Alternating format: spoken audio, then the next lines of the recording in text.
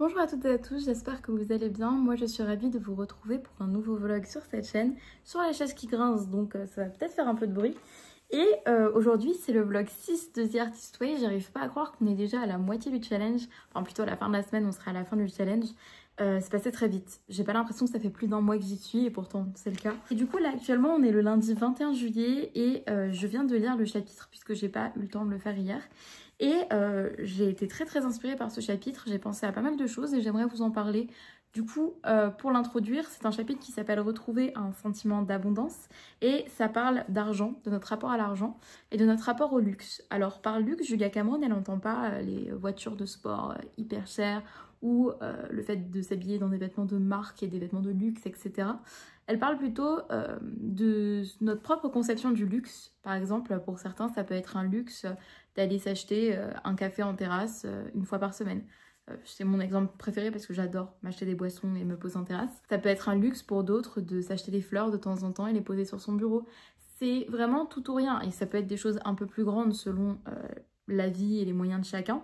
Mais par exemple, elle donne l'exemple de quelqu'un dans ce livre dont le luxe, c'est de manger des framboises. Et je trouve ça vraiment chou comme exemple et très parlant. C'est-à-dire que ça n'a pas besoin d'avoir un prix exorbitant, même si ça peut l'être, ça peut être cher des framboises. Mais ça peut être des petites choses qui nous font plaisir. Et par rapport à l'argent, elle nous demande aussi de tenir un petit carnet pendant une semaine où on fait la liste de tout ce qu'on dépense. Et j'introduis déjà cette vidéo en disant que moi j'ai un rapport assez complexe face à l'argent parce que ça m'angoisse énormément. Je pense que c'est peut-être lié à la manière dont l'argent était géré dans ma famille avec plusieurs personnes qui géraient l'argent de manière différente et ce qui crée des conflits. Ce qui fait que dès que j'ai de l'argent, j'ai peur d'en manquer et je dépense quand même mon argent. C'est-à-dire que je oscille tout le temps entre des périodes où je ne vais rien m'acheter, où je vais être très anxieuse à l'idée de dépenser mon argent, et des périodes où je me dis allez c'est bon, j'ai un peu d'argent de côté, je peux me permettre d'acheter ça ou ça. En l'occurrence, je sais que ma situation familiale, le deuil de ma mère et le fait que avec mes frères et sœurs on a hérité d'une maison mais qu'on essaye de vendre fait que je me retrouve dans une situation hyper singulière pour quelqu'un de 22 ans et que je vais avoir un apport que j'aurais pas eu sinon parce que c'était pas dans l'ordre des choses que ma mère meure avant mes grands-parents. Je sais que ma situation est particulière et que techniquement j'ai déjà de l'argent de côté et je vais encore en avoir quand la maison sera vendue. Mais je ne veux pas y toucher parce que je suis terrifiée à l'idée de manquer, alors que je n'ai pas grandi dans des conditions de précarité. Mais ça reste un sujet qui est douloureux pour moi, malgré le fait que je sais que je suis privilégiée. Et c'est quelque chose que j'essaye un petit peu de gérer et j'ai l'impression que j'ai de plus en plus de facilité à gérer ça, de parler en fait avec des personnes vraiment de confiance parce que j'ai pas envie forcément de parler de ce sujet tout le temps, que ce soit avec ma psy ou avec des amis très proches. Et du coup c'est vrai que ce chapitre j'avais un petit peu peur qu'il me trigger toutes ces problématiques et toute cette névrose parce que c'est vraiment de l'ordre de la crise d'angoisse parfois l'idée de dépenser mon argent. J'avais peur que ça déclenche un petit peu cette angoisse là, mais comme ça fait plusieurs semaines que j'y pense moins et que j'arrive mieux à mettre des choses en place pour déstresser par rapport à ça, je crois que ce chapitre m'a au contraire fait pas mal de bien. Et donc ce point sur le fait de faire la liste de toutes ces dépenses, oui je sais que ça va pas me faire plaisir parce que je vais voir qu'il y a parfois des dépenses pas forcément utiles ou qui sont pas vraiment liées à mes valeurs ou des choses auxquelles j'attribue vraiment des valeurs. Par exemple, quand je vais en soirée avec mes copains et que j'ai pas forcément envie de boire mais que je bois juste parce que tout le monde boit, est-ce que j'ai vraiment de me prendre un deuxième ou un troisième verre ? Alors que dans tous les cas, je sais que ça va pas me faire plaisir, que je vais avoir du mal à le terminer et que je vais avoir mal à la tête le lendemain. Ou alors, est-ce que parfois, ça m'arrive aussi de m'acheter un truc, quand je vais m'acheter un café, m'acheter un petit truc à grignoter, je sais que j'ai pas faim et je sais que je vais avoir mal au ventre après. Enfin, vraiment, des fois, je m'impose des trucs qui vont me mettre dans un état pas bien. Rien que le fait de dépenser l'argent, ça va un peu me stresser et en plus, après, je vais pas vraiment en tirer une satisfaction.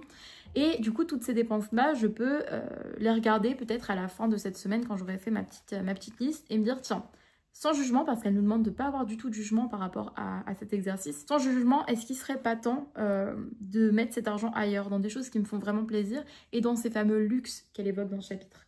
Et du coup ça me tente bien et je pense que ça va au contraire me faire du bien par rapport à cette névrose que j'ai parce que comme beaucoup de problématiques qu'on a, le meilleur moyen de s'en débarrasser ou de dépasser ces névroses là c'est de s'y confronter et moi j'ai du mal à m'y confronter donc je suis la reine pour dépenser mon argent, ne pas ouvrir mon compte et seulement le voir à la moitié du mois. Souvent je suis quand même soulagée parce que je me dis je pensais vraiment que j'avais plus rien sur mon compte parce que j'ai une très très mauvaise estimation de ce que je dépense en plus. Et en fait, d'autres moments où parfois c'est pas du tout le cas. Enfin bref, je sais que l'argent c'est un sujet un peu sensible, donc je ne sais pas comment vous allez vivre forcément cette semaine à mes côtés. Mais c'est pas non plus tout le but de cette semaine. Parce qu'en fait, évidemment, vous vous dites l'argent, quel rapport avec la créativité? Et bien justement, ça je vais y répondre dans les petites images que je mettrai entre mes images parlées, donc les images de ma semaine, pour vous lire plutôt des extraits du chapitre pour vous donner une plus grande idée de ce dont il s'agit. Pour changer un petit peu des vlogs des semaines précédentes, je vais vous lire tous les exercices à faire cette semaine dès le début du vlog et on verra ce que j'arrive à faire, mais les exercices me tentent bien. Tout d'abord, il y a un exercice qui s'appelle Abondance naturelle. Trouver 5 pierres jolies ou intéressantes. Julia Cameron précise ensuite, j'aime particulièrement cet exercice parce que les roches peuvent être transportées dans les poches, maniées lors des réunions d'affaires. Elles seront de constantes réminiscences de votre conscience créative. Et alors moi je sais pas où je vais ramasser des roches parce que j'avoue que j'aimerais bien aller me balader à la mer mais je n'ai pas de voiture et le train ne dessert pas je crois des gares à la mer. Ou peut-être que si. Deuxième exercice qui s'appelle aussi abondance naturelle, cueillez 5 fleurs ou feuilles. Peut-être voudriez-vous les faire sécher dans du papier paraffiné et les conserver dans un livre. Si vous l'avez fait quand vous étiez au jardin d'enfants, c'est bien. La plupart du travail créatif se fait à cet âge-là. Autorisez-vous à le faire une fois de plus. Et c'est marrant, je me rappelle qu'à l'automne, parce que c'était ma saison préférée, parce que je suis née le 6 octobre, et donc vraiment à la période où il y a toutes les feuilles des arbres qui sont rouges, jaunes, qui sont très belles. Enfin vraiment, les petites 2 semaines de l'automne qui sont vraiment trop kiffantes avant que ce soit le novembre tout gris et la pluie. Et j'aimais trop ramasser des feuilles d'érable et des feuilles d'arbres, jaunes, oranges, etc. Et les mettre dans des livres. Donc pourquoi pas faire ça? Alors c'est pas l'automne, mais pourquoi pas aller au parc ou aller peut-être me balader à la campagne et essayer de trouver des petites fleurs à cueillir. J'aime beaucoup ça. J'avais pas fait l'an dernier parce que typiquement c'est le genre d'exercice qui me fait un peu peur parce que quand je suis en public je suis un peu trop self-conscious. Mais j'aimerais bien faire ça et ça va me pousser à me balader cette semaine même s'il pleut pas mal en fait en ce moment. Troisième exercice, jeter ou donner 5 vêtements usagés. J'avais commencé à mettre des trucs sur Vinted, ça marche pas trop, enfin j'ai vendu un truc sur 4 et je vais continuer ce petit travail du coup. En quatrième, création, faites un gâteau. La créativité ne doit pas toujours concerner l'art avec un grand A. Très souvent, cuisiner peut vous aider à cuisiner quelque chose sur un autre mode créatif. Quand je me sens bloquée pour écrire, je fais des soupes et des tourtes. Et en fait, la semaine dernière, enfin le vlog 5 ou le vlog 4, je sais plus, je vous ai dit que j'aimerais bien faire un gâteau et je ne m'attendais pas à ce que l'exercice soit dans le livre. Et donc je suis trop contente, c'est parfait. Du coup, ça me pousse encore plus à cuisiner quelque chose. Et là, pour l'été, mon copain travaille en grande surface. Et du coup, je pense que j'irai lui faire un petit coucou, que ce soit aujourd'hui ou demain, et j'en profiterai pour acheter des trucs. Des fois, il ramène des choses, mais comme je sais pas encore ce que je veux cuisiner, je crois que je préférerais aller au magasin, m'inspirer un peu. J'adore les gâteaux aux noix, voilà. J'adore les gâteaux à la banane, les banana... Oui, banana bread. C'est du banana bread, ouais, c'est ça. Et je crois que c'est mes idées pour l'instant, mais je suis encore ouverte à faire d'autres choses, donc on verra bien. Ensuite, l'exercice 5, c'est communication. Envoyez des cartes postales à 5 amis. Ce n'est pas un exercice. Envoyez-les concrètement à des personnes dont vous aimeriez avoir des nouvelles. Alors, je sais que ça a été écrit dans les années 90 et les modes de communication n'étaient pas les mêmes que nous, même si, bon, voilà, ça a commencé déjà à se développer. C'est un peu rigolo parce que j'ai envie de le faire, mais en même temps, j'ai pas 5 personnes à qui j'ai envie d'envoyer des cartes postales parce que, globalement, mes amis sont plutôt proches de moi et en même temps, j'ai aussi des amis qui sont pas là pour l'été. Ça peut être une belle surprise. Et comme moi, je voyage pas, je vais utiliser des cartes postales gratuites que j'avais récupérées au musée quand j'habitais dans mon ancienne ville étudiante pendant quelques mois, pendant que j'ai commencé un master, qui me restent parce qu'en fait, pendant notre relation à distance au début, avec mon copain, on s'envoyait des cartes postales. Donc en fait, j'ai plein de cartes postales d'avance que j'ai pas utilisées. Donc je pense que je sais déjà 2 amis à qui j'ai envoyé des cartes. Pareil, c'est un exercice que j'avais pas vraiment aimé faire l'an dernier. Je m'étais poussée à le faire et je les avais pas envoyés, je les avais donnés en personne à des copains qui avaient fait des cadeaux d'anniversaire tardifs du coup. Mais là je vais vraiment les envoyer, ce sera un peu l'effet de surprise. Ensuite en 6, relisez les principes de base, faites-le une fois par jour, lire une prière d'artiste, la vôtre de la semaine 4 ou la mienne. En semaine 4, je vous avais dit que la prière d'artiste m'avait pas trop plu, je vous l'avais lu. Et suite à des échanges sous cette vidéo, j'ai été inspirée pour écrire ma propre prière d'artiste. Alors je sais pas si j'ai trop envie de vous la lire parce qu'elle est assez personnelle, mais globalement c'est une prière assez courte que j'adresse à la petite Mathilde que j'étais.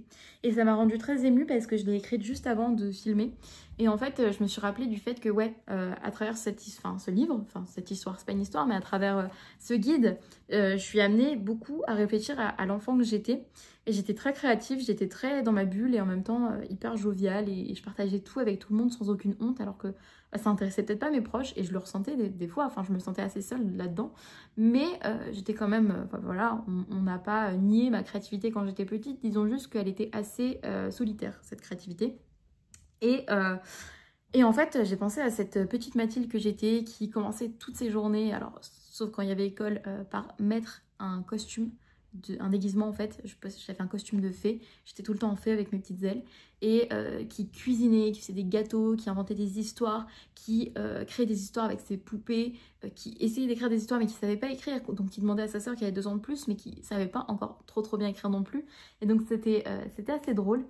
Et je me rappelle des histoires que j'inventais. Et du coup, cette prière, elle s'adresse à cette petite fille pour lui dire que à présent, je la protège, je prends soin d'elle comme parfois, à certains égards, on n'a pas pu prendre soin d'elle. Et je prends soin d'elle, donc je vais m'inspirer de sa créativité. On va avancer toutes les deux. Parce que aujourd'hui, j'ai les moyens, j'ai l'espace et j'ai les outils pour être épanouie, pour réaliser les rêves que cette petite fille avait. Je rêvais d'avoir mon propre chez moi quand j'étais petite et je rêvais de pouvoir faire ce que je voulais. Et un truc que j'ai réalisé aussi en écrivant cette prière, et j'ai l'impression qu'il y a plein de leçons que j'ai appris grâce à The Artist Way et grâce aussi à mes propres avancées sur des exercices que je fais avec ma psy par rapport à ma santé mentale, que j'ai toujours eu cette conception de la vie d'adulte comme une vie dans laquelle on souffre et que la vie d'adulte c'est forcément une vie dans laquelle au quotidien on ne peut pas jouer, on ne peut pas prendre plaisir et on doit souffrir. Et c'est pour ça que j'arrête pas de me dire non mais c'est normal, il y a des mauvaises journées, il y a des journées où on n'a juste pas le moral et tout. Ce qui est vrai, il faut accepter le fait que on peut passer par des états négatifs, que certaines journées ça va pas du tout, mais que heureusement on se réveille le lendemain et qu'on peut faire en sorte de passer une meilleure journée. Mais en même temps, ça m'a un peu contrainte et ça m'a un petit peu, comment dire, je suis un peu rentrée dans une forme de complaisance de toute manière la vie est difficile donc c'est pas grave si je me mets pas à écrire, ça veut dire que juste qu'aujourd'hui j'étais pas faite pour écrire. Ou alors ce truc de j'ai envie de jouer mais en même temps j'ai tellement de trucs d'adultes à faire et je peux pas jouer aux Sims alors que je suis en vacances, que je dois rien à personne et que je peux très bien faire mon ménage, je peux faire mes tâches un peu administratives et à côté jouer aux Sims plutôt que de passer des heures à scroller.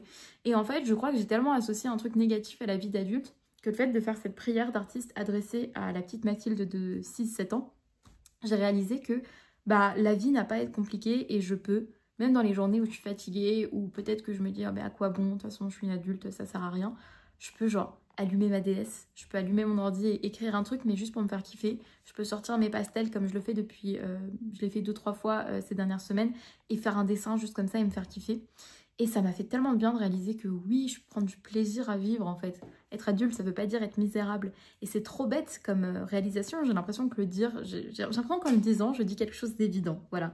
Mais en même temps, des fois, c'est les choses les plus évidentes qui font pas sens quand on les entend. Et puis parfois, on a besoin de les réaliser soi-même et d'avoir une sorte de moment d'épiphanie et de se dire oh, mais en fait, c'est toute ma conception du monde et de la vie qui me rendait malheureuse. Et ça m'a fait énormément de bien d'écrire cette prière, donc bref, il faudrait que je la relise tous les jours avec les principes de base, que je vous lirai peut-être d'ailleurs, mais pas maintenant. Je vous les lirai pendant le vlog, mais pas maintenant. Exercice 7, c'est de nouveaux changements dans l'environnement de votre maison, faites-en quelques-uns. Et j'avais dit dans les derniers vlogs que j'installerais un petit peu mieux mon bureau, peut-être que j'imprimerais les mood boards, les vision boards que j'ai envie de faire. Finalement, je vous ai expliqué dans le dernier vlog que j'ai pas fait de vision board parce que j'ai eu plein de problèmes avec mon ordinateur. Mais du coup, là, il est grand temps de faire toutes les choses que je dis que je vais faire depuis des semaines. C'est-à-dire un petit peu mieux arranger mon bureau et surtout mettre certains des exercices que j'ai fait dans The Artist Way et qui m'inspirent devant moi. Pouvoir les lire et pouvoir vraiment y accéder tous les jours et de me dire tiens, c'est vrai que j'avais noté que j'aimerais bien avoir un vélo. Pourquoi pas regarder, même si là pour l'instant je vais pas m'acheter de vélo, mais pourquoi pas regarder les balades à vélo à faire dans ma ville.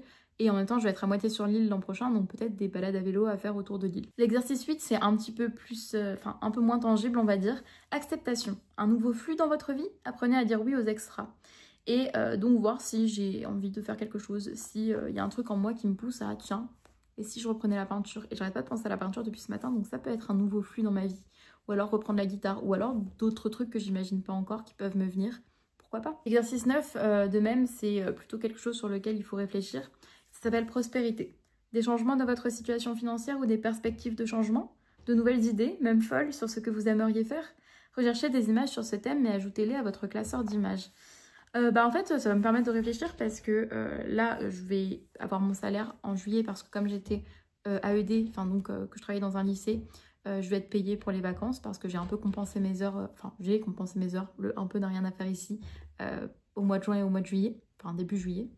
Et par contre, en août, je vais pas avoir de salaire, donc ça va être un petit peu plus ric-rac. Mais à partir de septembre, j'aurai un salaire d'alternante. Donc pourquoi pas commencer à réfléchir à comment j'aimerais gérer cet argent. Et je suis en train de me dire que j'aimerais bien prendre enfin des cours de guitare. Ce qui va être compliqué, c'est que je vais être alternante, donc il y aura des semaines où je serai sur l'île, des semaines où je serai sur Amiens. Et donc il va falloir que je réfléchisse un peu à comment mettre en place des cours de guitare par exemple. Si c'est dans une structure, est-ce que je pourrais les espacer ou est-ce qu'il faut forcément que ce soit toutes les semaines et est-ce que je vais payer pour toutes les semaines si c'est un forfait à l'année? Ou alors essayer de voir si je peux pas prendre des cours avec un particulier, ce qui me permettrait peut-être d'avoir un petit peu plus de possibilités, c'est pas le mot que je cherchais, mais sur les horaires. Pourquoi pas y réfléchir et je me servirai de mes pages du matin pour y penser. Mais à présent, du coup, là, je vais commencer ma journée. Je me mets pas la pression sur comment ça se passe. Tout ce que je veux tous les jours cette semaine, c'est écrire. Même si j'écris 3 lignes, je vais écrire. Et comme vous le voyez, je suis plutôt en forme et j'ai le moral. Et franchement, ce chapitre m'a grave donné le moral. Donc voilà, très hâte de vivre cette semaine avec vous et j'espère que ce vlog vous plaira. Je n'avais pas prévu de vous reprendre si tôt et promis, après je vous laisse avec les premières images de ma semaine. Mais en fait, là, on est toujours le lundi après-midi. Et je me suis posée à mon bureau de base seulement 30 minutes pour écrire un petit peu, reprendre toutes mes pages du matin depuis le début du challenge. Non pas les relire parce qu'on n'est pas censé les relire, parce qu'on n'est pas censé les juger. Même si je crois que la semaine prochaine, il y aura un exercice qui nous demandera de les relire avec un stabilo pour noter des choses qu'on peut trouver intéressantes et des thèmes qui reviennent dans nos pages du matin. Mais bref, c'est pas le sujet. Juste pour en fait revoir tous mes exercices et les trucs qui me paraissent importants, intéressants, notamment les listes de choses que j'ai envie de faire, les écrire sur des feuilles de papier. Comme ça, j'ai pas à aller chercher dans mes feuilles volantes. D'ailleurs, j'en profite pour les numéroter vu qu'elles volent pour ne pas les perdre. J'ai pas à aller chercher dans mes feuilles volantes si je veux retrouver les listes de ce que j'ai envie de faire, des choses qui m'ont peut-être frappé à certains moments de mon processus de guérison. Et en fait, je sais pas comment vous expliquer, mais vu que d'habitude je fais les exercices le matin après avoir écrit mes pages, là je suis d'une meilleure humeur et surtout je prends plus le temps cet après-midi puisque les 30 minutes se sont transformées en plus d'1h30 là actuellement. Et en fait, je prends vraiment conscience des choses qui reviennent, des désirs que j'ai qui sont peut-être plus forts que d'autres.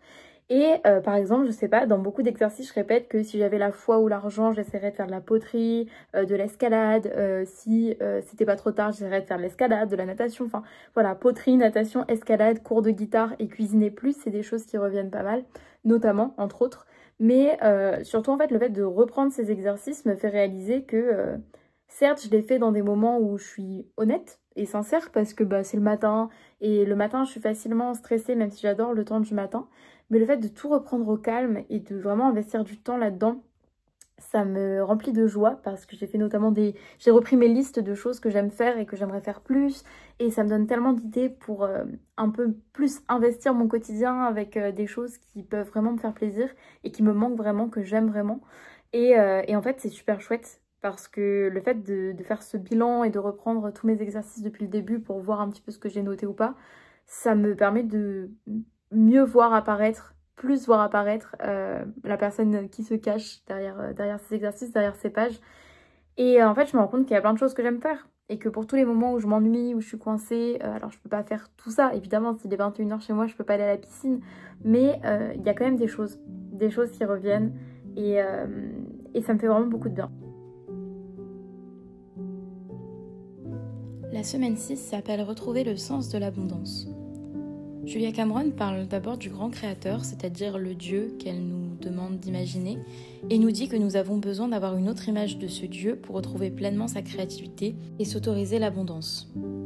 En effet, Julia Cameron nous explique que puisque l'on sait que c'est l'argent qui est une source de sécurité, c'est un peu difficile de croire qu'en dépendant de Dieu, on va pouvoir trouver des solutions. Et c'est alors que l'on délaisse notre art, notre créativité, le temps de jouer pour le travail, pour les études, pour tout ce qui peut nous permettre d'avancer et de gagner plus d'argent. Je vais citer 2 extraits de ce chapitre. Nous voulons un Dieu qui ressemble à un chèque de bon salaire et qui nous donne l'autorisation de le dépenser à notre guise. En écoutant la chanson de la sirène qui dit d'avoir toujours plus, nous restons sourds à la voix encore faible qui attend dans notre âme pour chuchoter « Vous avez suffisamment ». Un petit peu plus loin, Julia Cameron écrit « La plupart d'entre nous ont l'intime conviction que le travail, c'est le travail et non le jeu.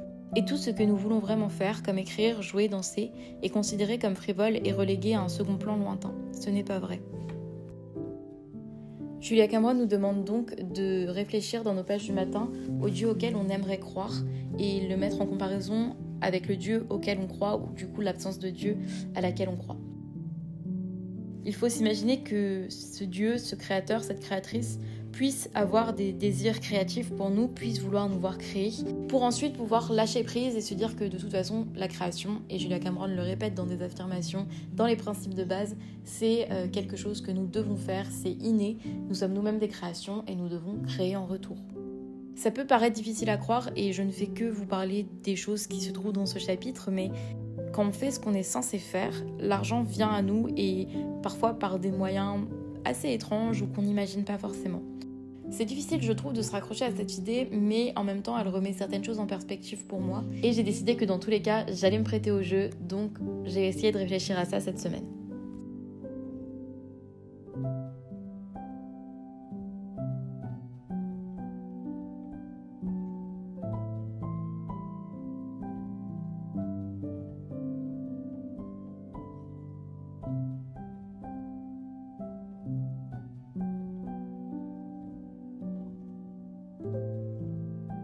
Hello, je vous reprends dès le lendemain, du coup là on est le mardi 22 et habituellement j'attends un petit peu plus de jours avant de vous faire des updates face caméra, mais en fait là j'ai tellement de choses à vous dire que je vais en profiter.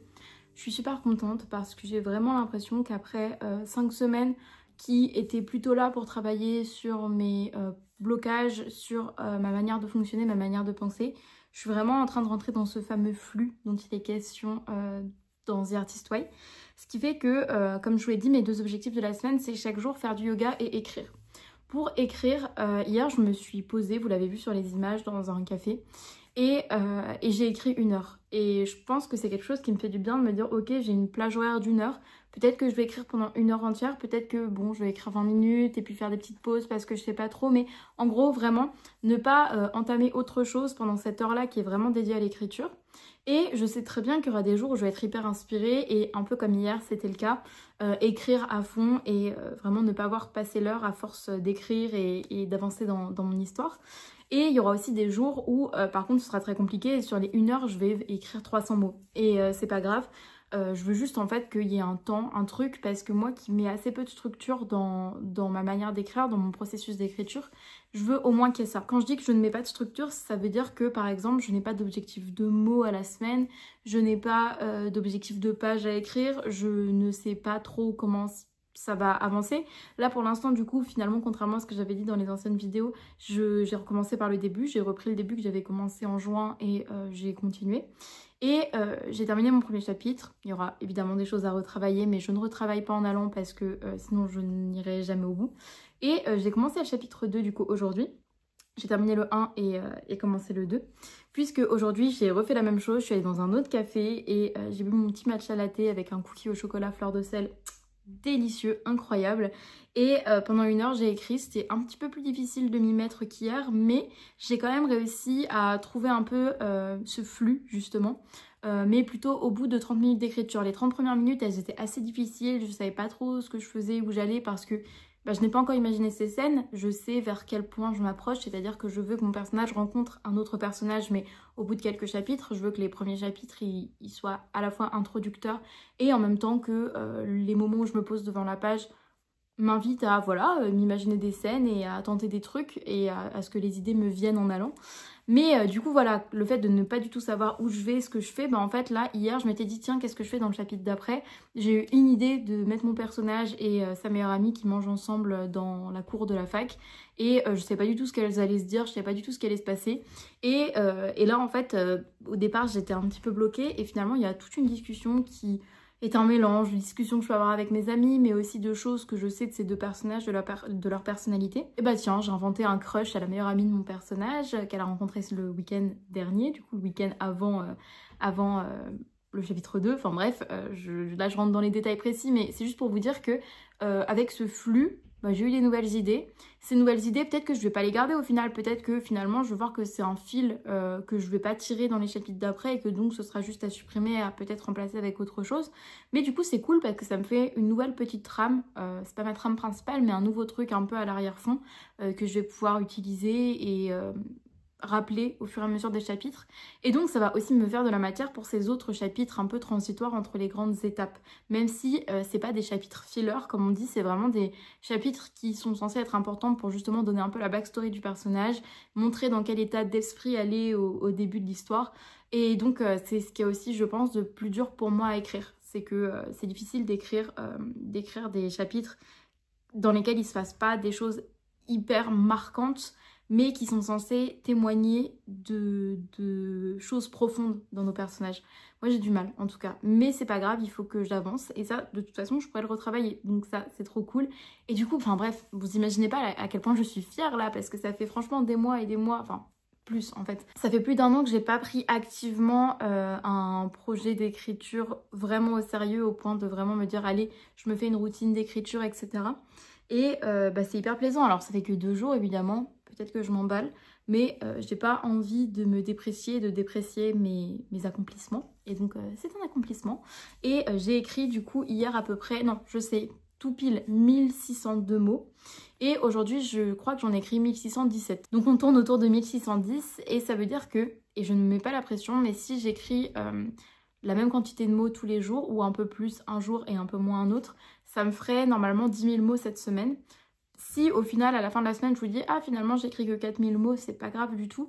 Mais disons que je trouve que c'est plutôt pas mal. C'est franchement pas mal et contrairement à toutes les fois où j'écrivais quand j'étais plus jeune grâce à des challenges type le NaNoWriMo, là, en l'occurrence, je me mets pas d'objectif de mots, comme je vous l'ai dit, et c'est pour ça que je vous ai dit les 10 000, mais je m'en fous. Là, ça va pas être un truc dans ma tête. Simplement, si ça peut être un peu une motivation pour les jours où ça sera plus compliqué, pourquoi pas. Mais je n'en fais pas un objectif que je dois à tout prix atteindre.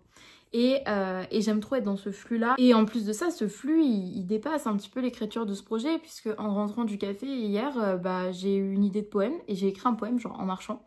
Alors, je ne sais pas, il faudrait que je le relise, peut-être que je vois comment le mettre en avant, peut-être dans un éventuel recueil. J'aimerais trop écrire et publier mon propre recueil de poèmes, vraiment c'est l'un de mes rêves. Mais peut-être que voilà, il sera retravaillé, mais en tout cas un poème complet. Et j'étais tellement là dans mon flux de plein d'idées, de créativité, et en plus la marche, moi le mouvement, ça a un impact important sur mes mots, sur le rythme de mes phrases. Et ben en fait, je venais d'écrire ce poème-là, je suis rentrée chez moi et j'ai terminé un autre poème que j'avais commencé. Pareil, potentiellement retravaillé, mais en fait, dès que j'arrive à rentrer dans ce flux, en me posant et en m'obligeant à faire quelque chose de créatif, même si au départ c'est compliqué, après il y a tellement de bénéfices qui peuvent toucher plein de choses différentes et franchement c'est trop cool. Par rapport au yoga, du coup hier j'ai fait 25 minutes de yoga avant de dormir. J'ai remarqué que moi le yoga le soir c'est beaucoup plus facile que le matin. Le matin j'ai beaucoup de mal à avoir la motivation, mon corps est un peu douloureux de la nuit, en plus je dors pas toujours très bien, en l'occurrence cette nuit j'ai mal dormi là. J'ai mal à la tête depuis ce matin, mais ça va, c'est pas une migraine, donc je sais pas trop quel médicament prendre parce que c'est des médicaments pour la migraine et j'ai peur de trop en prendre ou d'en prendre quand c'est juste des maux de tête, certes gênants mais pas intenses. Et en même temps, je sais aussi que si on prend un médicament trop tard, ça peut partir en migraine et ne plus faire effet. Donc je pense que je vais en prendre un après cette vidéo. Mais du coup, le yoga, j'ai commencé un programme de 7 semaines par Yoga with Adrienne, qui est l'une de mes chaînes préférées, qui propose tous les ans des challenges de 30 jours de yoga. Moi, j'ai souvent essayé, mais je n'ai jamais réussi à dépasser le 8e jour, parce qu'à chaque fois, je prenais des pauses et en fait, j'avais du mal à m'y remettre. Et en fait, cette année, elle a arrêté le challenge annuel de 30 jours de yoga, et à la place, elle a fait un truc de 7 jours. Et moi qui... Genre, je fais pas de yoga et habituellement je me dis « Ah tiens, et si je faisais un challenge de 30 jours de yoga, s'il y avait 100 jours, je serais capable de faire ça. » Alors que je n'ai jamais réussi à faire du yoga plus de 8 jours quand même. Et ben là, je me suis dit « Pour une fois, Mathilde, tu vas pas avoir les yeux plus gros que le ventre et tu vas commencer par ce challenge de 7 jours. C'est parfait, t'avais prévu de faire du yoga tous les jours cette semaine. » Et c'est très rassurant de se dire que c'est seulement 7 jours. Et en plus de ça, ça m'a fait un bien fou. Et vraiment... Honnêtement, il n'y a que les vidéos de sa chaîne. Après, j'ai pas testé toutes les chaînes de yoga, mais il n'y a que les vidéos de sa chaîne qui me donne vraiment un sentiment de cocon. Elle est très réconfortante et en plus de ça, c'est à la fois des mouvements que j'arrive à faire. Bon, des fois, je dois adapter en fait à peut-être mon manque de souplesse sur certains membres. Au contraire, il y a des trucs où je suis plus à l'aise de faire l'exercice le plus compliqué en fait. Mais en fait, Adrienne, elle propose pour les exercices un peu plus difficiles plusieurs version selon là où on en est physiquement et ça m'a fait un bien fou, c'était trop bien, j'ai adoré. Du coup j'ai très hâte d'être à ce soir pour refaire mon yoga et faire du coup le jour 2 et du coup je vous ai parlé d'écriture, je vous ai parlé de yoga et je vais aussi vous parler rapidement du fait que j'ai commencé Blue Sisters de Coco Mellors. C'est vraiment un livre magnifique, honnêtement j'adore les couvertures des livres de Coco Mellors, j'ai hâte de voir quelle sera la couverture du prochain. Et je suis à la page 114, j'ai calculé, je lis à peu près 50 pages en 1 heure parce que quand c'est en anglais, je mets plus de temps que quand je lis un livre en français, ce qui est plutôt normal je pense. Et il y a un truc dans les romans de Coco Mellors, je les trouve très denses mais c'est très agréable. Et j'aime déjà énormément cette histoire, c'est très prenant, donc c'est l'histoire de 3 sœurs. Et donc c'est leur point de vue qui se succèdent les uns les autres, qui doivent se retrouver 1 an après la mort de leur 4e sœur et dans des conditions en plus terribles. Et j'aime beaucoup, ce que j'adore avec Coco Mellors, c'est que elle met en scène des personnages qui sont tellement intenses et qui vivent des vies alors très différentes. Ce qui est chouette là, c'est qu'on a 3 sœurs qui ont vraiment des modes de vie hyper différents, mais qui vivent des vies un peu glamour et scandaleuse. Enfin, il y a surtout l'une de ses sœurs là qui est mannequin, qui parle des soirées dans lesquelles elle va.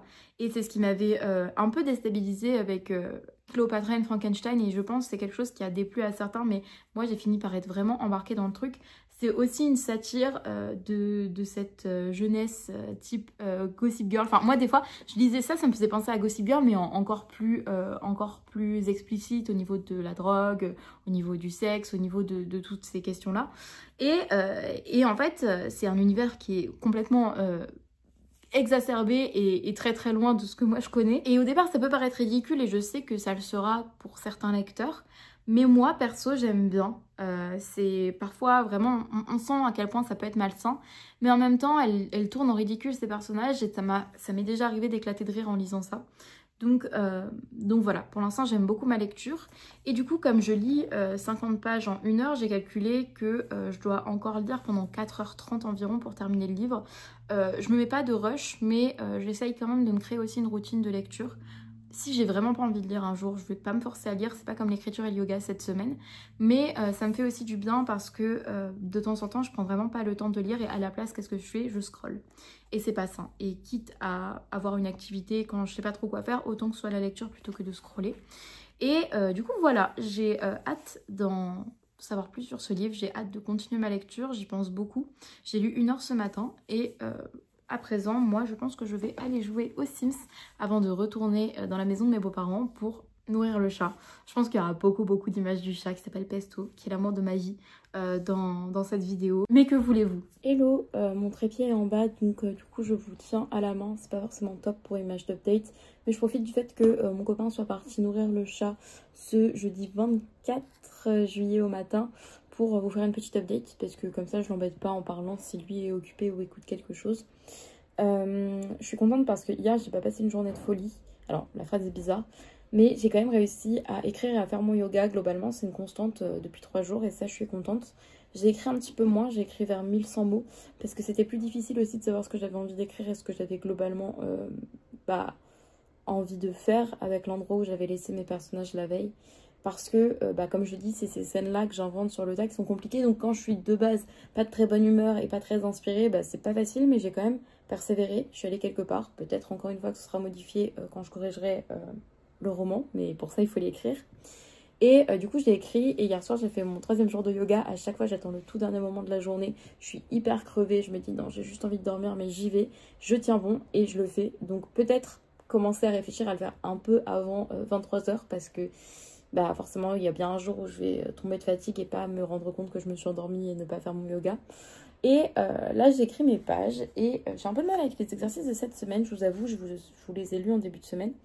Notamment parce que là, par exemple, on me demandait de penser à des changements dans notre situation financière ou des perspectives et des idées de choses qu'on aimerait faire avec potentiellement cet argent qui se débloquerait à un moment. Et en fait, j'ai l'impression d'être chiante, mais j'ai pas l'impression de manquer. Et j'ai pas l'impression d'avoir envie de quelque chose en particulier. Je pense que l'année dernière, j'ai eu un peu d'argent qui est tombé. Et du coup, en fait, j'en ai profité pour me racheter un ordinateur. J'ai un téléphone récent parce que le mien est mort, enfin en janvier, mais voilà, dans tous les cas, ça c'est bon. J'ai tous les outils qu'il me faut techniquement pour ma créativité, dans le sens où j'ai la guitare et j'y touche pas encore. J'ai de la peinture si j'ai envie de peindre, j'ai plein de carnets, j'ai mon ordinateur pour écrire, etc. Et du coup, j'ai l'impression que par rapport à la créativité en elle-même, j'ai pas grand-chose, je manque de rien en soi.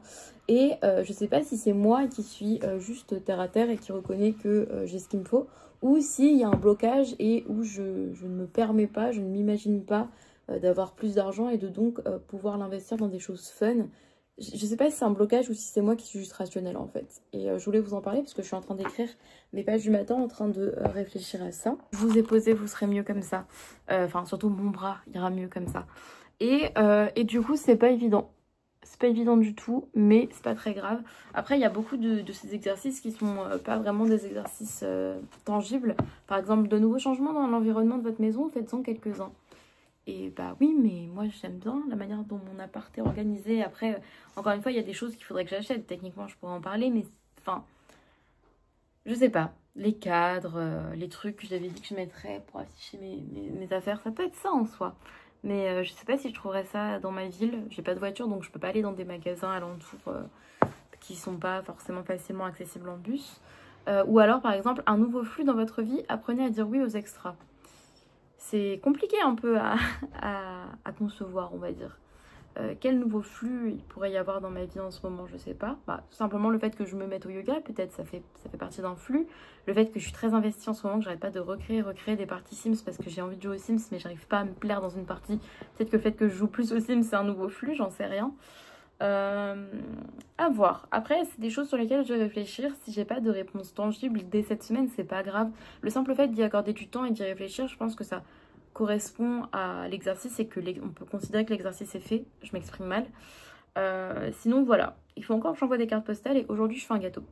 Parce que j'ai acheté de quoi faire un banana bread. Donc, je vais faire un gâteau aujourd'hui. Et je vais commencer aussi, comme il faut que je range mes vêtements parce que là, il y en a partout. Je vais faire aussi l'exercice jeter ou donner 5 vêtements usagés. Je pense que je vais faire ces deux trucs aujourd'hui. Et il faudra aussi que j'envoie des cartes postales. Donc, je vais commencer peut-être à les écrire. Peut-être une, je sais, sûr que je vais envoyer une carte postale à une super amie que j'ai pas perdu de vue, mais on n'habite plus dans la même ville et donc c'est un peu compliqué. Mais je pense que je vais d'abord faire écrire cette lettre-là. Je suis sûre pour 2 personnes. Je vais voir si après ça débloque mon envie d'écrire des cartes postales à des gens. Mais voilà. Et pour les fleurs et les pierres, bah pour ça il faudrait que je me balade, que j'aille notamment au parc. Peut-être que je vais essayer de faire ça demain plutôt ou aujourd'hui, je sais pas, je verrai. Mais fleurs et pierres, je sais pas si j'en trouverai vraiment à cette période-là de l'année, dans les parcs, etc. Je vais voir. Le deuxième point s'appelle le luxe, et par luxe, elle ne parle pas forcément des choses auxquelles on pense quand on pense à luxe. Elle pense à toutes ces choses qui sont pour nous très importantes, qui peuvent paraître frivoles, mais qui sont pour nous représentatives de ce qu'est le luxe dans nos vies.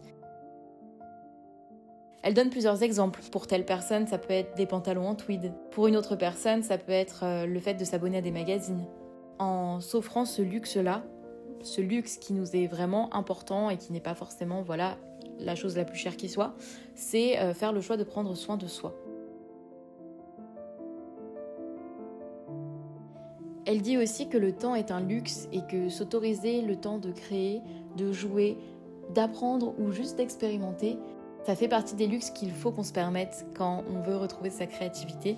Et justement accompagner ça de ces choses que l'on aime. Moi par exemple, je vous l'ai déjà dit et je vous l'ai déjà montré, mais aller m'acheter des bons cafés latte et me poser dans un café avec un livre ou avec justement mon roman à écrire, c'est pour moi un luxe très important. Certes, ça devient un budget quand on le fait trop souvent, mais c'est quelque chose qui me fait beaucoup de bien. Ce sont des moments que je passe avec moi-même qui m'apportent beaucoup et qui me font du bien et qui me permettent de me retrouver. Et là, on pourrait s'imaginer qu'un guide qui nous parle d'abondance et de comment trouver plus de ressources nous dirait de couper tous ces petits plaisirs qui sont peut-être inutiles aux yeux d'un plus grand nombre.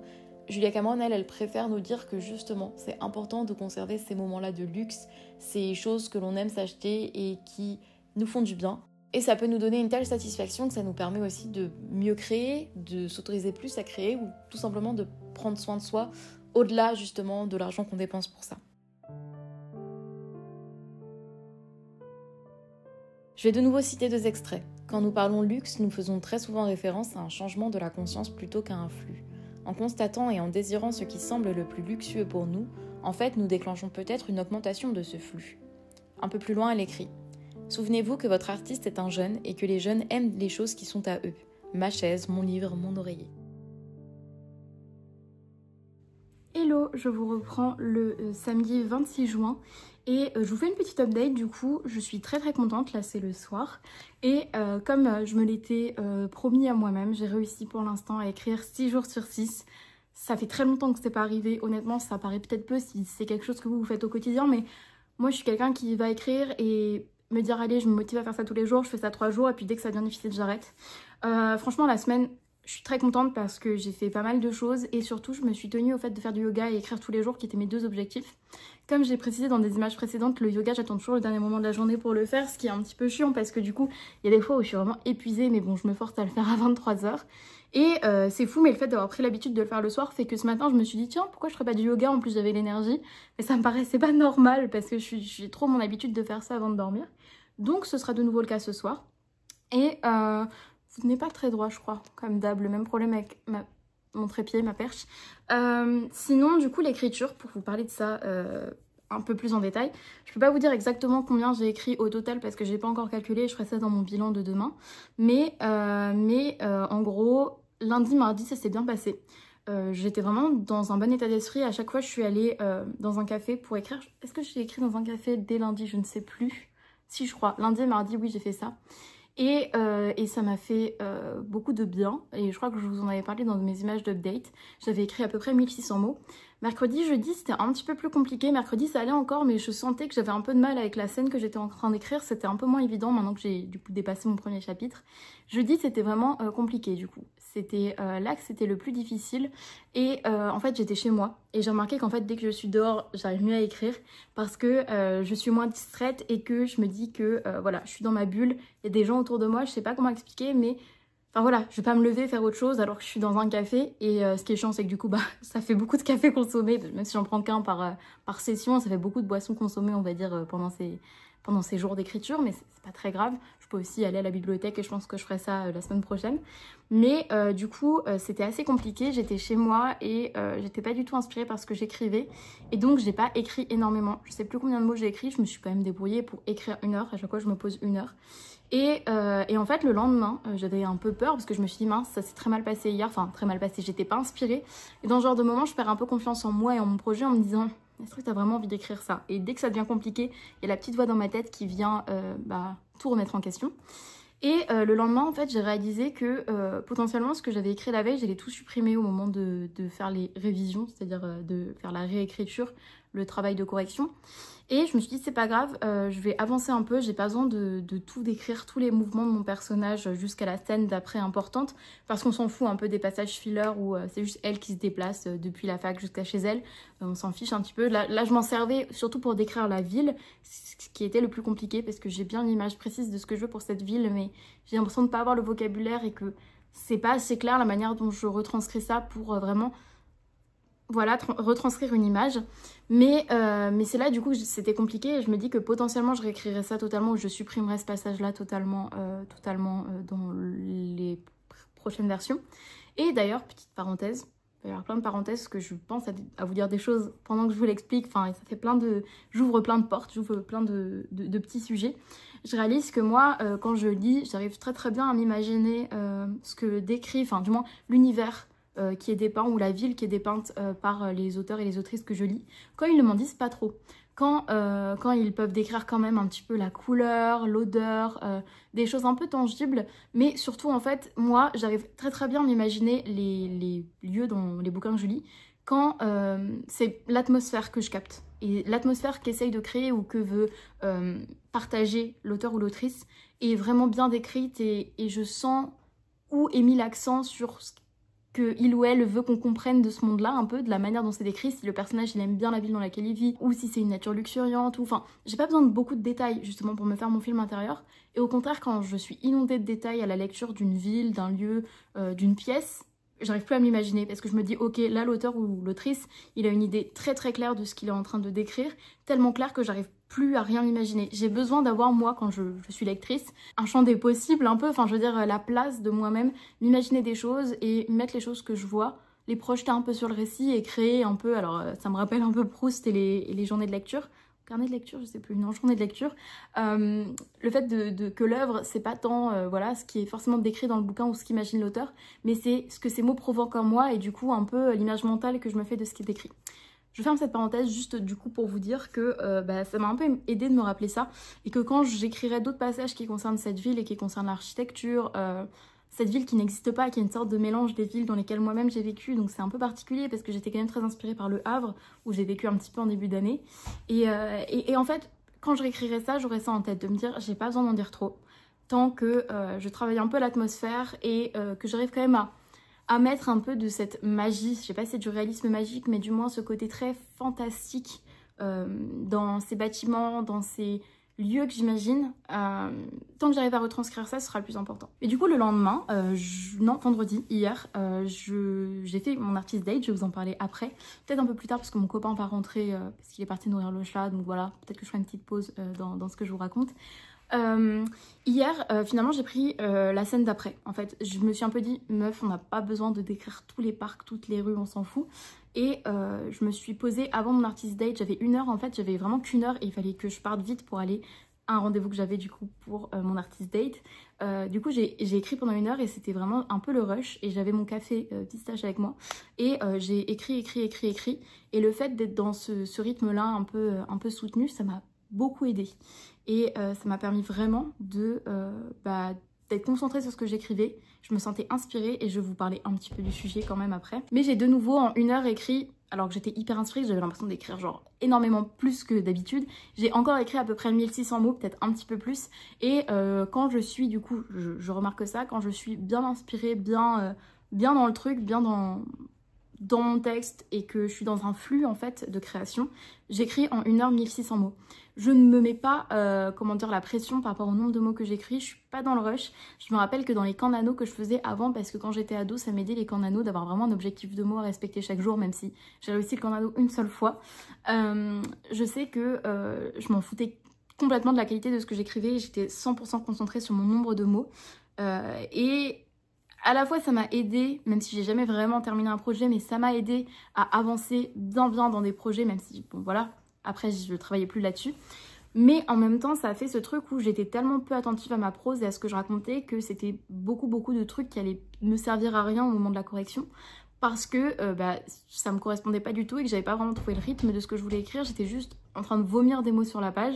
C'est des choses qui peuvent être utiles dans certains stades ou dans certaines façons d'écrire, enfin voilà, je rejette pas tout, je dis juste que moi actuellement pour ce projet, pour ma personne, c'est plus la méthode qui me correspond. Mais là, du coup, sans être dans le rush d'écrire au max, je crois que j'ai écrit à peu près 800 mots quand même le jeudi, donc c'était pas terrible, c'était moitié moins, mais j'ai quand même réussi à écrire 800 mots alors que j'étais pas du tout inspirée, donc c'est le plus important et au moins je m'entraîne, même si ça sera pas du tout dans la version finale du projet, c'est de l'entraînement et c'est super. Mais là du coup ouais, 1600 mots en 1 heure et du coup j'ai atteint les 10 000 mots sur mon projet et je m'étais dit qu'à chaque fois que je franchis 10 000 mots, donc la prochaine fois quand je serai à 20 000, puis 30 000, puis 40 000, je me fais un cadeau. Et de base j'étais en mode je m'achète un livre, mais finalement tout à l'heure l'idée de m'acheter un livre m'a un peu stressée parce que je me disais tiens, il faut forcément que je prenne dans ma liste de 25 pour 2025 et en même temps il y a l'un de ces livres qui est un peu introuvable en ce moment et tout. Et du coup ça m'a stressée. Et à la place, en fait, cet après-midi avec mon copain, donc j'ai écrit avant, aujourd'hui j'ai de nouveau écrit. C'était pas ma meilleure session, j'étais pas forcément la plus inspirée, c'était pas le passage le plus intéressant, mais ça me permet de continuer de m'entraîner et j'ai fait aussi 1600 mots. Et du coup, bref, tout ça pour dire que avec mon copain, on devait faire des courses cet après-midi, pour lui, pour moi. J'ai des cadeaux aussi, enfin, du coup que j'ai acheté, j'avais des cadeaux à faire pour des membres de ma famille, ma tata en l'occurrence, qui a fêté son anniversaire il y a quelques jours. Et du coup, comme on était en ville, je me suis acheté 2 trucs. D'abord à la FNAC, je suis allée acheter le cadeau de ma tante et j'ai vu qu'ils avaient Ils avaient les carnets dans lesquels j'écrivais et j'ai fait en fait toutes mes pages du matin quasiment de toute l'année dernière. Ce sont les carnets Gallimard qui ont des couleurs différentes. Alors je suis pas forcément la plus grande fan de la collection blanche de Gallimard, mais je trouve les carnets super beaux. Et d'ailleurs je vais vous montrer ma pile de carnets dans lesquels j'ai écrit ces 2 dernières années du coup. Les plus anciens d'entre vous qui étaient sur la chaîne avant que je supprime quasiment toutes mes vidéos se rappellent peut-être de ce carnet qui a commencé à apparaître dans mes vlogs à partir de mai 2023. Et j'avais adoré écrire dedans, même si je faisais pas encore le challenge, donc j'écrivais par-ci par-là quelques jours et puis j'oubliais pendant quelques semaines et je le reprenais. Mais quand j'ai commencé le challenge The Artist Way l'an dernier, c'est-à-dire je crois que c'était en janvier, c'est ça, en janvier 2024 du coup. C'est trop drôle, je retrouve les premiers trucs que j'ai écrits dans ce carnet. Oh, j'aimerais trop relire tous mes carnets, mais bref, ça c'est un débat pour un autre moment. Et j'ai commencé à écrire du coup 3 pages par jour dans ce carnet. Puis ensuite jusqu'à la fin du challenge qui fait donc 3 mois et plus tard, parce que j'ai continué même l'été, l'hiver, etc. J'ai acheté tous ces carnets. Donc j'ai quasiment écrit tout ça en 1 an, voilà. En sachant que j'ai quand même commencé 2025 avec l'un de ces carnets, avec le vert, donc ils sont pas dans l'ordre. Mais je les adore et à chaque fois c'est des noms différents d'œuvres. Donc le jeu de l'amour et du hasard, c'est Marivaux je crois. Est-ce que c'est Marivaux? Oui, je crois que c'est Marivaux. Tous les matins du monde, c'est Pascal Quignard. Un bref instant de splendeur, c'est pas Ocean Vuong? Oui, c'est ça. Voilà. 24 heures de la vie d'une femme que j'ai lu, c'est Stéphane Zweig. Et chaque fois que l'aube paraît. C'est quoi ça? C'est une citation ou le nom d'un roman de René Daumal. Donc voilà, je trouvais que le titre était très beau. Et Cette heure qui est entre le printemps et l'été, qui était l'un de mes titres préférés. Alors j'ai jamais lu le texte, mais sur l'un de ses carnets. Cette heure qui est entre le printemps et l'été, 1913, Paul Claudel. Donc voilà mes petits carnets. Et là, pour fêter le fait que j'ai terminé ma première semaine d'écriture, que j'ai écrit 10 000 mots, et le fait aussi que tout simplement, j'ai presque terminé le carnet que j'avais acheté exprès pour commencer ces vlogs, c'est dire à quel point ça va vite de finir un carnet quand on écrit 3 pages tous les matins. J'ai acheté un nouveau carnet et je sais qu'en plus ceux-là je les adore parce qu'ils sont lignés, j'aime bien le nombre de pages qu'ils ont, ça me permet de tenir presque 2 mois je dirais. Oui du coup c'est un budget hein, les carnets, mais j'adore ça, j'adore avoir une collection, c'est important pour moi, ça fait partie des luxes dont parle cette semaine d'ailleurs. J'adore l'Odyssée, vraiment. J'adore l'Odyssée, j'adore la thématique de l'Odyssée qui est reprise dans d'autres œuvres. Alors, c'est pas la littérature, mais l'un de mes albums préférés, c'est How Big, How Blue, How Beautiful de Florence and the Machine. Et il y a tout un film qui accompagne cet album qui s'appelle l'Odyssée, justement. Excusez le bruit derrière, mon copain prend sa douche, donc c'est le chauffe-eau. Voilà, c'est un très vieux chauffe-eau qui fait du bruit. Et le deuxième truc que je me suis acheté pour me faire plaisir et pour me récompenser de ces 10 000 mots, c'est une bombe de chez Lush. Parce que quand j'étais petite, donc c'est le Lush de ma ville, quand on faisait nos courses de rentrée ou juste nos courses, nos grandes courses on va dire, que ce soit pour les anniversaires ou Noël ou la rentrée, avec ma mère on venait dans la ville dans laquelle je vis actuellement, donc Amiens, et il y avait un Lush et ma mère y allait de temps en temps pour des produits de beauté et moi quand j'étais petite et que j'ai vu les bombes de bain, je me suis dit ok, ça ce sera mon plaisir dans la vie. Et du coup j'ai acheté des bombes de bain pour prendre mes bains quand j'étais petite, quand j'avais à partir de mes 8 ans je dirais, 8-9 ans. Et on se fait ça de temps en temps parce que ma mère a juste dit, nous disait que c'était cher et puis du coup ma soeur en achetait une aussi, enfin voilà. Et je me suis dit, je suis adulte, j'ai mon argent d'adulte et un bain c'est un très bon moment de self-care, j'en prends très peu, je sais que c'est pas très bon pour la planète et donc c'est pour ça que c'est bien de ne pas en prendre tout le temps, mais moi j'ai pas pris de bain depuis des années je pense. Et du coup c'est Brother Moon et c'est à la rhubarbe je crois. Et c'est un style, alors je vais pas vous la sortir parce que j'ai peur de l'abîmer, mais ça a un style un peu avec des étoiles, un peu astronomie et que j'avais trouvé très joli, donc voilà, ça me fera un bain. J'avais hésité avec les bains moussants, enfin les pains moussants plutôt, qui sont réutilisables plusieurs fois, qui valent plus le coup on va dire en termes de budget. Mais là j'étais en mode Mathilde, il faut que tu pratiques ce qui a écrit cette semaine dans The Artist Way, donc tu penses au luxe, tu penses à te faire vraiment plaisir et à faire un peu la paix avec ta névrose de l'argent. Et c'est aussi parce que voilà, j'ai bossé, là j'ai touché mon salaire, comment dire, mon argent c'est aussi de l'argent que je me fais en travaillant et donc forcément c'est important de le dépenser pour des choses qui nous font vraiment plaisir. Et je sais que par le passé, j'ai pu dépenser mon argent sans vraiment trop réfléchir à des choses en me disant ça va me faire plaisir et en fait ça me faisait pas vraiment plaisir.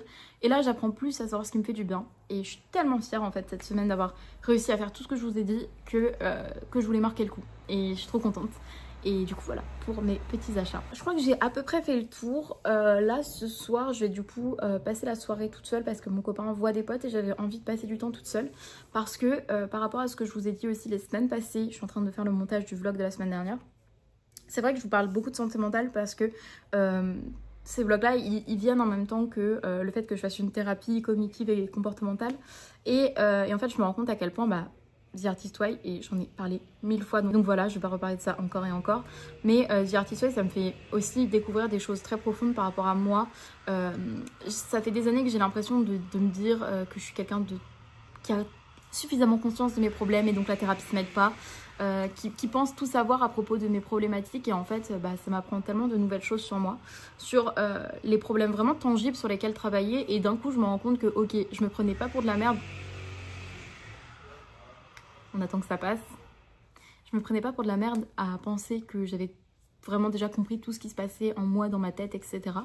Et là, le fait d'avoir la thérapie, The Artist Way qui me cadre quand même, parce que qui me montre les choses sur lesquelles je veux vraiment travailler, et le fait que j'ai le temps, tout simplement parce que je suis en vacances, ça me fait un bien fou. Et j'ai pas eu... Alors, j'ai eu des baisses de morale un petit peu quand même dans la semaine, comme tout le monde peut en avoir, des journées pas très terribles, mais il n'y a aucun moment depuis une semaine où j'ai vraiment laissé mes émotions me dominer et que ça parte un peu en crise, que ce soit crise d'angoisse ou un peu truc où je me sens pas bien et donc je suis un peu dans mon coin et que c'est tendu quoi et désagréable pour mon entourage.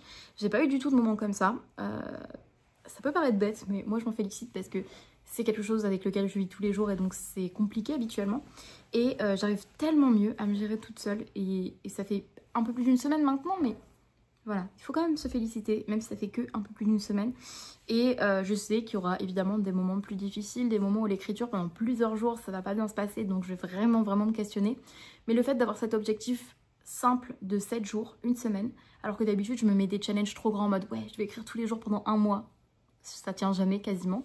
Là au moins le fait que le temps soit assez faible fait que je ressens une plus grande joie à l'idée de réussir, une plus grande fierté. Et la semaine prochaine, je vais pas me dire, bon je t'écris pendant une semaine, j'arrête. Je pense que dimanche, je vais me dire, parfait, on reste là-dessus. Je me challenge pour une nouvelle semaine d'écriture et de yoga. Et au fur et à mesure, je pense que ça va tellement devenir une habitude qui est là, qui est ancrée dans mon quotidien, même si j'écris pas, je fais mon yoga toujours à la même heure, mais j'écris pas tous les jours à la même heure. Ça va devenir une habitude tellement ancrée que je vais... les jours où je vais pas pouvoir, ou les jours où je serai pas motivée forcément... Ça va être un peu une évidence quoi, un truc qu'on fait automatiquement comme on prend par exemple son petit déjeuner. Bon en ce moment je prends plus de petit déjeuner mais enfin vous captez. Donc voilà, je suis hyper contente, je suis hyper heureuse. J'ai vraiment l'impression que dans ce vlog, après plusieurs épiphanies dans les premiers vlogs, j'ai enfin un énorme changement qui s'est passé en moi. Je suis passée à l'action, je me suis prouvé que j'en étais capable et ça me remplit de joie et je pense que ça se ressent, que je suis hyper contente. Et voilà. Je vous dis à bientôt là, je pense que je vous refilmerai l'image d'outro avec les réponses aux questions habituelles demain. Demain je vais chez ma mamie, je n'ai pas fait tous les exercices de la semaine. Je vais voir pour essayer de cueillir des petites fleurs si je me balade demain chez ma mamie, des petites pierres, comme c'est à la campagne, j'aurai plus de chance qu'en ville. J'ai pas pris le temps d'aller au parc, mais voilà, c'est à peu près tout ce que j'avais à vous dire. Et moi là, je vais jouer aux Sims, faire mon yoga, manger, passer une bonne soirée et terminer Blue Sisters, j'ai presque fini.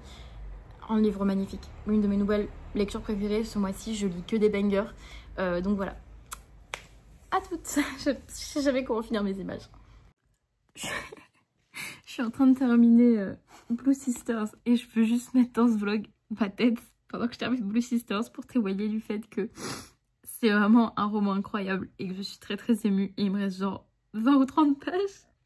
Donc déjà qu'on a commencé la résolution du coup j'imagine et que je suis dans cet état là, j'imagine pas à la fin. Bref, voilà. Fin de cette petite parenthèse dans ce vlog. Hello, je reviens du coup vous filmer la fin de ce vlog, on est le mardi 29. Je suis désolée pour les bruits que vous entendez, il y a des travaux plein la rue et j'en peux plus. Mais voilà, de toute façon vous avez plein de bruits de fond dans mes vidéos. Je l'ai pas filmé avant parce que, et j'en parlerai dans le prochain vlog, hier ça allait pas trop et donc j'ai pas commencé de nouvelle semaine et j'ai pas terminé ce vlog. Mais du coup la semaine dernière j'ai écrit à peu près 8200 mots. Je n'ai pas écrit le dimanche parce que j'allais pas très bien physiquement et que j'ai passé la journée chez mes grands-parents et j'étais très fatiguée le soir. Et pareil, j'ai pas fait le 7e jour de yoga malheureusement, mais c'est pas grave puisque je vais reprendre ça aujourd'hui. donc je suis très contente d'avoir écrit toute la semaine et d'avoir un peu tenu quand même mon challenge d'écrire 7 jours sur 7 et faire du yoga 7 jours sur 7. Il y a un jour où je ne l'ai pas fait, mais on va dire que là, pour le coup, entre mes migraines, la fatigue, le fait d'avoir trop mangé chez ma mamie, ce qui est aussi un problème le dimanche, du coup, finalement, j'ai pas pu aussi bien que ce que je voulais terminer ma semaine. Mais le fait d'écrire 8200 mots alors que j'écrivais plus depuis très longtemps, le fait de faire du yoga pendant 6 jours, c'est con, hein, mais c'était quand même déjà un exploit pour moi. Et là, je sens que je l'ai pas fait hier, je l'ai pas fait dimanche du coup parce que hier ça allait pas trop. Et je sens que ça me manque. Donc je pense que je vais vite m'en remettre à ces routines-là. Et je vous promets que dans le vlog 7 du coup, que je vais commencer juste après, je vais quand même écrire, je vais quand même faire du yoga, même si ça ne prend pas la même forme que ce challenge de la semaine 6 où je voulais faire ça tous les jours. Là, je sais que je suis suffisamment rentrée dans mon roman et que j'ai suffisamment eu de bénéfices dans le fait de faire du yoga. Je me sens mieux, je me sens plus présente dans mon corps, que ça me manque et que je vais reprendre. Il est temps maintenant de faire le contrôle de ma semaine. La première question, c'est combien de fois avez-vous fait les pages du matin cette semaine? Les avez-vous déjà utilisées pour penser à un luxe créatif pour vous-même? Comment a été l'expérience pour vous? J'ai écrit mes pages 7 jours sur 7. C'est l'une des choses les moins compliquées pour moi parce que ça me fait du bien de prendre le temps d'écrire le matin. Est-ce que j'ai pensé à un luxe créatif pour moi-même? De temps en temps, surtout quand je vais bien, quand je suis motivée, parce que le matin, je suis souvent très anxieuse et ça se calme après, justement, souvent à travers les pages. Je réfléchis aux choses que j'aimerais faire. Peut-être à des choses que j'ai pas fait depuis longtemps. Et c'était des exercices dans tous les cas dans les précédentes semaines. Et en haut, j'ai fait du coup la liste de tous les exercices que j'ai déjà écrits dans mon carnet, que j'ai remis au propre pour voir toutes les choses que j'aime faire, que je prends pas forcément toujours le temps de faire. Donc est-ce qu'on considère que c'est un luxe? Je ne sais pas. Je n'ai pas forcément fait ça cette semaine, mais là où je pense que cette semaine, par rapport à l'abondance, m'a aidée, c'est qu'on parlait beaucoup avec mon copain du fait que lui termine le travail fin août et qu'on a quelques jours de battement avant pour moi de reprendre parce que je reprends le 1er septembre et qu'on aimerait bien aller en vacances. Et je crois que d'habitude, j'ai tellement, je vous en ai parlé dans cette vidéo, cette névrose de l'argent, que je sais que ce serait bien de, voilà, prendre les billets, se décider à quelque chose, mais je repousse toujours et au final, je fais jamais rien. Et je suis très heureuse parce que dimanche, on a enfin pris les billets, on va passer quelques jours à Bergame fin août et j'ai trop hâte. Je connais déjà l'Italie et c'est vrai que moi, j'ai pas énormément voyagé dans ma vie, mais à chaque fois, souvent, c'était en Italie. Mais c'est pas grave, ça me va très bien. Je connais pas du tout la région et ni la ville de Bergame. Et ça va être trop cool. Donc on a pris les billets, on a pris le Airbnb. Et vraiment, ça m'emplit de joie. Je suis très heureuse de l'avoir fait. Et j'ai pas ce stress de me dire « Oh mince, j'ai dépensé beaucoup d'argent d'un coup, etc. » Je gère plutôt bien la situation au niveau plutôt de ma tête, de mon moral. Et je pense sincèrement que cette semaine, j'ai été beaucoup plus libre et beaucoup plus juste avec moi-même, c'est-à-dire que je n'ai pas acheté tout et n'importe quoi pour dire d'acheter tout et n'importe quoi, mais je me suis rendu compte de certains trucs que je m'autorise pas parfois, alors que techniquement quand je regarde mon budget, certes le mois a été coûteux, mais je me rends compte que finalement je m'interdis des trucs alors que en fait je peux me les autoriser et je sais que j'aurai des ressources en septembre parce que je vais commencer l'alternance, etc. En fait voilà, plutôt soigner ce rapport-là avec l'argent, non pas encore une fois pour dépenser tout et n'importe quoi, mais justement aussi pour réfléchir mieux à ce que je veux vraiment et pas m'acheter des trucs voilà, qui me font moyen plaisir et m'interdire des trucs qui sont nécessaires pour moi et pour mon bien-être. Bref, je pense que en ça, les pages ont aidé aussi parce que du coup, je parlais de cette semaine d'abondance, de ce concept d'abondance, de Dieu qui donne ou pas des choses que l'on demande, dont on a besoin pour son potentiel créatif. Mais bref, c'était assez intéressant et ça répond un peu à la question, je pense. La deuxième question, c'est avez-vous pris rendez-vous avec votre artiste en vous cette semaine? Avez-vous envisagé que vous pourriez en prendre 2? Qu'avez-vous fait? Qu'avez-vous ressenti? Et c'est marrant parce que dans les dernières images parlées, j'étais hyper enjouée. Je vous parlais du fait que j'avais écrit, que la semaine se passait bien et tout. Et j'ai complètement oublié de vous parler de mon rendez-vous avec l'artiste. En fait, vendredi, je suis allée faire pendant 1h45 de la peinture sur céramique. C'est un atelier dans ma ville qui est aussi une boutique avec plein d'artistes différents qui exposent leurs créations, qui les mettent en vente, qui propose aussi des ateliers de plein de types, puisqu'il y a plein de types d'artistes différents.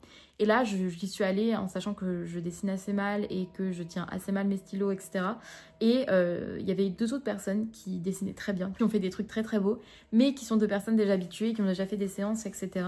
Mais tout de suite, au début, je me suis dit, tiens, je vais être dans la comparaison, je sais pas trop dessiner, etc.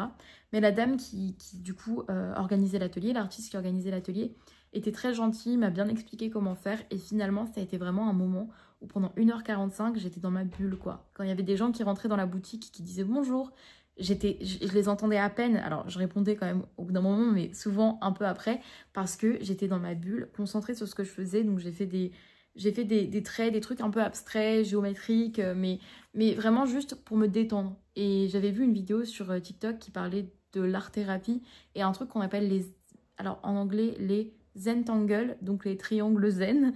Et c'est le fait de faire plein de triangles et après de les rejoindre les uns avec les autres. Je l'explique mal, mais normalement j'ai filmé quelques secondes de ma toute petite assiette ou je sais pas, de ma petite soucoupe sur laquelle j'ai du coup ancré. Et du coup peut-être que vous pouvez voir ce dont je parle. Mais ça m'a fait un bien fou et j'étais pas focalisée sur le résultat. Et j'avoue qu'au début j'étais hyper stressée. Je me disais mince ça va être moche ou alors je vais passer pourquoi moi à pas savoir dessiner du tout, etc. Et alors oui j'ai fait des erreurs, oui c'est pas très droit mais ça n'était pas du tout le but. Et ça m'a fait énormément de bien. Je suis sortie de là mais vraiment avec un très très bon moral, le sourire aux lèvres. Ça m'a fait du bien, j'étais vraiment dans ma bulle et je pense que c'est vraiment ça, l'artist date, on va dire, de rêve. Pas forcément ce que j'ai fait exactement, mais plutôt le fait de se perdre un peu dans une activité qui nous sort de l'ordinaire, qui nous fait du bien, qui est aussi un peu un jeu et dans laquelle on peut vraiment s'investir et se sentir bien et respirer quoi. Et être vraiment seule à seule avec son artiste. En même temps, j'étais entourée de gens, mais je me suis sentie vraiment très reposée, très zen. C'était comme de la méditation créative en fait. Et j'ai adoré ça. Vraiment, j'ai adoré ça. Enfin, y avait-il d'autres problèmes cette semaine que vous considérez significatifs pour votre reconquête? Décrivez-les. Non, bah franchement, c'est l'une de mes meilleures semaines, je dois avouer, de ce challenge, l'un de mes meilleurs vlogs. Il y a eu des jours où j'avais moins le moral, où l'écriture, je vous l'ai dit, était plus compliquée. Mais le fait de perdurer et le fait de faire et le yoga et l'écriture chaque jour, ça m'a rendue tellement fière. Et en fait, je suis très très fière de moi pour cette semaine, infiniment fière de moi pour cette semaine, de l'avoir fait en fait tout simplement. Et c'est pour ça que hier j'étais un peu dans la déception de ne pas l'avoir fait le dimanche, mais voilà, j'allais pas suffisamment bien, je pouvais pas, j'étais pas dans les bonnes conditions. Et en fait, je me suis rappelé que non, bah, c'est déjà exceptionnel de l'avoir fait 6 jours sur 6, alors que ça fait des années que je repousse ça et que je n'arrive pas à m'y tenir. Et qu'en plus, là, l'activité d'écrire, l'écriture en elle-même m'a plu, m'a fait du bien. Donc, apprendre, je pense, toujours à être moins dur avec moi-même et à profiter de ces moments de fierté. Et sinon, voilà, c'est tout ce que j'avais à vous dire pour ce vlog. J'espère vraiment qu'il vous aura plu. Je vous retrouve très bientôt, du coup, pour l'épisode 7. Et je vous dis à très bientôt pour une prochaine vidéo sur cette chaîne.